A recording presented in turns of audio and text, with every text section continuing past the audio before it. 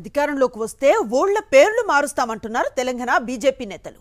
నిజామాబాద్ పేరును ఇందూరుగా మారుస్తామని ఎంపీ ధర్మపురి అరవింద్ ప్రకటించారు. ముస్లింలు కూడా ఇందూరు అని పిలవటం అలవాటు చేసుకోవాలన్నారు. తెలంగాణలో మార్చాల్సిన పేర్లు చాలా ఉన్నాయంటున్నారు రాష్ట్ర బీజేపీ అధ్యక్షుడు రామచంద్రరావు. అలాగే హైదరాబాద్ పేరును భాగ్యనగరంగా మార్చాలని బండి సంజయ్ ఎప్పటినుంచో డిమాండ్ చేస్తున్నారు.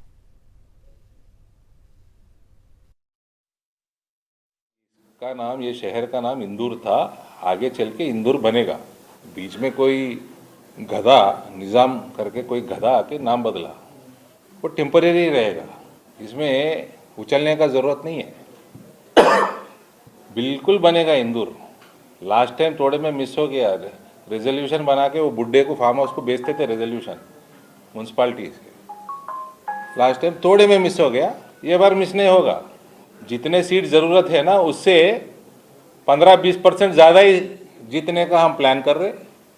और फर्स्ट रेजोल्यूशन जब नया म्यूनसिपाल्टी बैठेगा, कॉरपोरेशन बैठेगा, नाम बदलने का रहेगा और सीधा रेवंत के दफ्तर में भिजाया जाएगा।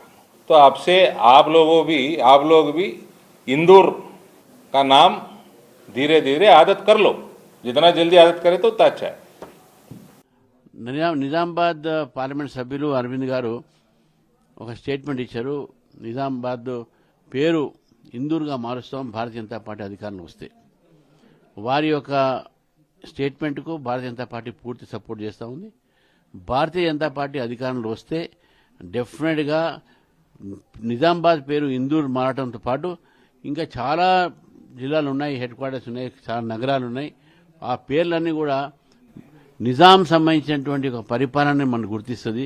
నిజాం చేస్తున్న నిరంకుశ పరిపాలన ఏదైతే ఆ రోజు తెలంగాణ ప్రాంతంలో అంటే హైదరాబాద్ స్టేట్లో ఉండే దానన్నిటి కూడా మనకు గుర్తు చేసేలాగానే కొన్ని ఉన్నాయి పేర్లు.